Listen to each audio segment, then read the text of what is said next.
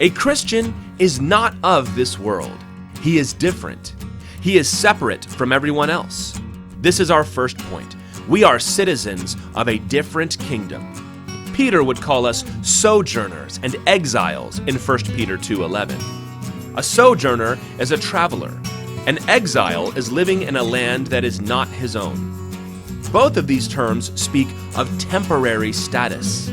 In 2 Peter, he would twice refer to his own body as a tabernacle or tent, 2 Peter 1:13 through 14, a temporary residence. The writer of Hebrews would compare us to Abraham, who left his old home to come to a new one, willing to live as a stranger there while he awaited the promise. He says that people of faith are strangers and exiles on the earth, Hebrews 11:13. For here we have no lasting city, but we seek the city that is to come, Hebrews 13:14. You as a Christian are from a different world. You might say that Alabama and California are two different worlds. We talk differently, we vote differently, we even eat different foods. But this pales in comparison to your status as a Christian. It's more like this. Disneyland, speaking of California, has a show called the Country Bear Jamboree with singing animatronic bears.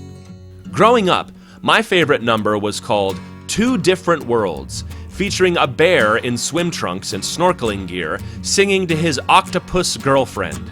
Two different worlds indeed. That is much closer to what we are talking about. When Jesus rode to Jerusalem, he had come to herald a kingdom, but it was not a kingdom of this world, as the people and the Pharisees thought.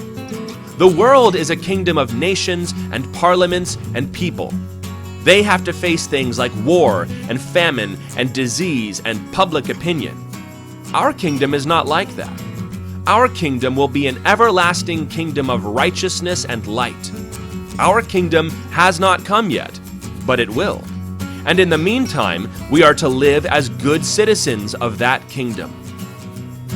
So we live in the United States of America. We work and vote and raise families, but our hearts are set on the kingdom that is to come. Heaven is our true homeland.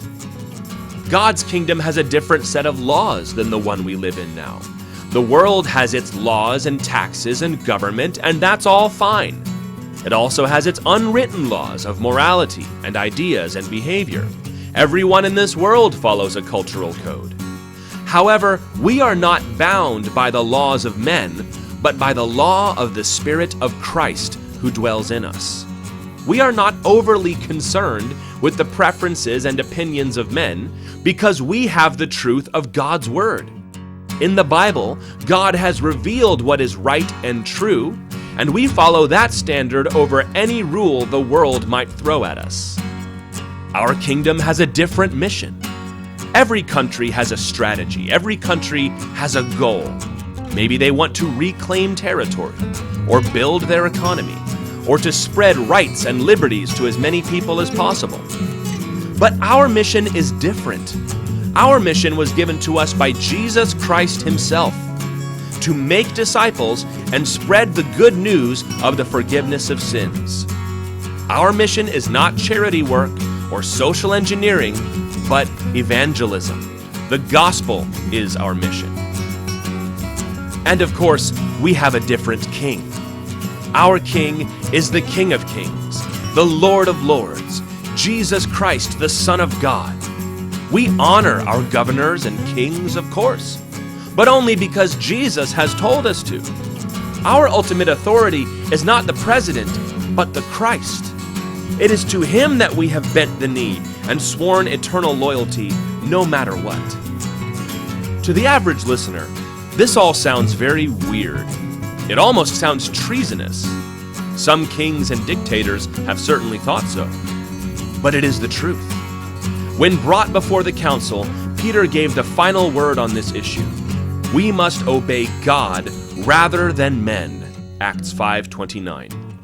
We have passed out of this world and into the sphere of God's grace, and that compels everything that we do.